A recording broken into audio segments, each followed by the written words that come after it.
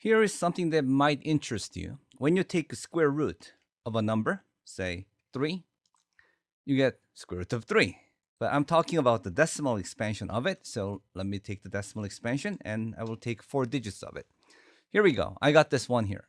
But when I took square root of 2, I also got 1.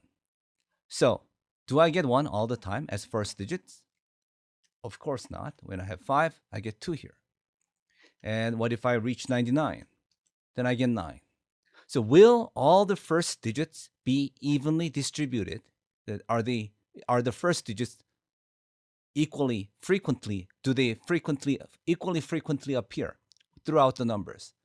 I got curious about it, so I wanted to see what would happen if I just read the first number of many different numbers' square roots. So how do we do that?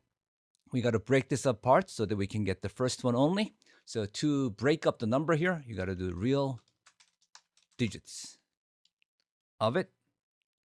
And then you will get this broken up. So the number I want is the first one here of this. So I will go to the first element of it. That will give me this set here. As you can see, of those, I want the first number. There we go. So that's what I want. Okay, but I don't want to keep on entering different numbers and see what I get all the time. So what I will do is I will generate all of it in one shot. So I will make a table of it made of these first numbers. Then I will go I from 1 through 100. There we go. So I will get the first digit of square roots of numbers from 1 through 100. Just like that. Okay? That doesn't look right, does it? Why am I getting this? Oh, because I didn't use I put 2 there. It was taking square root all the time. Square root of 2 all the time. I meant to take square root of all these numbers. Okay, it appeared there. Now, are they all equally represented? Do I get equal numbers of 1s and 2s and 3s and so on? That's what I want to know. So shall we find that out? So I will put the result into a variable called result. Here we go. And then what I will do is I will tally it to see how many of each I get. I get 4 of them, 5 of them, 7, 9, 11, 13, 15. Oh, this is highly regular, isn't it? Wow. So I get more of the later digits. Really? Okay. Just in case this gives me in a mixed up order, I want to make sure that I order it so that I get the 1s first and then I get the 9s last. In this case, came out ordered anyway, so didn't make any difference.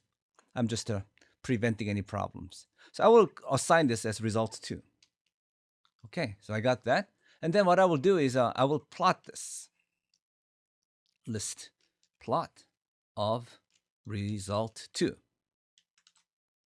Okay, sure enough, it's going up, but this doesn't look nice. So I want to use a bar chart of it, and this gives me a messed up result because it's trying to plot 1 as well as 4, 2 as well as 5. So I will just extract out the second numbers only. I will call it result 3 is equal to result 2's all, comma, I want the second number only. Okay, then I will bar chart 3. And that's what I get. It's not exciting, so I will make it 3D. Okay, and that's not exciting enough, so I will get some nice fancy formatting to make it, comma, here. There we go. Okay, we got this. Interesting. The first digits are not uniformly distributed. Really. Okay, so now I'm going to do this in many iterations. So I will delete these outputs here. And then I will put all of them into one cell here. I'll right click and choose merge cells. Okay, I got that. So when I do shift enter here, I will get the whole thing. And I don't want to see this intermediate results. So I will just suppress the output all the way. I'm not suppressing this because I want to see the result here. If I suppress the output, I don't see the graph. So I got to do this. Okay, this is what I got. And I wonder, am I getting this shape because I went only up to 100? What if I went to 200? Then, whoa, 1 is dominating. But that's not a fair way of doing it. See, we are measuring all 10 digits here. So we got to end in either 10 or 100 And also, this number that we use here got to be square of those numbers. So if I want to go to up to 10 here, then I should make it square of it. So it's 100 here. That's how I got to see 100 numbers. But next one I should go is not 1,000. I have to do it as a 10,000 because it's 100 squared. Think about that. And then I get this here. What if I do, next one would be million, right? And that takes a little bit of longer. It takes 40 some seconds. So, but I will do it here. Here we go.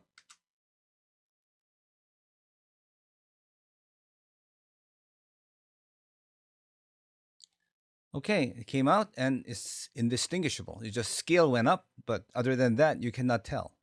So very interesting. The first digit is not equally frequent. Now then you get curious. What if I did cubic root, not square root? So I will get rid of this and put I there, and I will do Control 2, Control 5, and I will take cube root. This time I got to use multiples of 3, so I will do just 1,000 numbers here. When I do this, what kind of results do I get?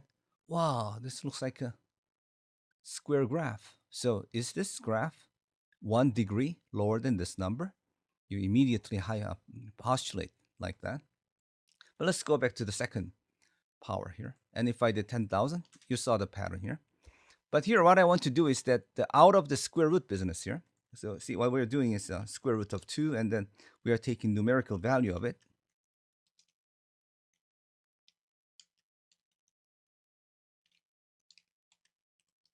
So we are checking the first numbers here. But what about the second numbers? Are they equally frequent? Do all digits come out equally frequently? So you can easily find that out by asking the second digit here. And take a look. Wow, it's a lot more even, but still there's this pattern that later digits come out more frequently. Why is that? I don't know. It's something for you to investigate. What about third digit here? Oh, then this one is actually higher and all that. What if it's a fourth digit? I wonder if we can get that. Okay, somehow they never come out evenly.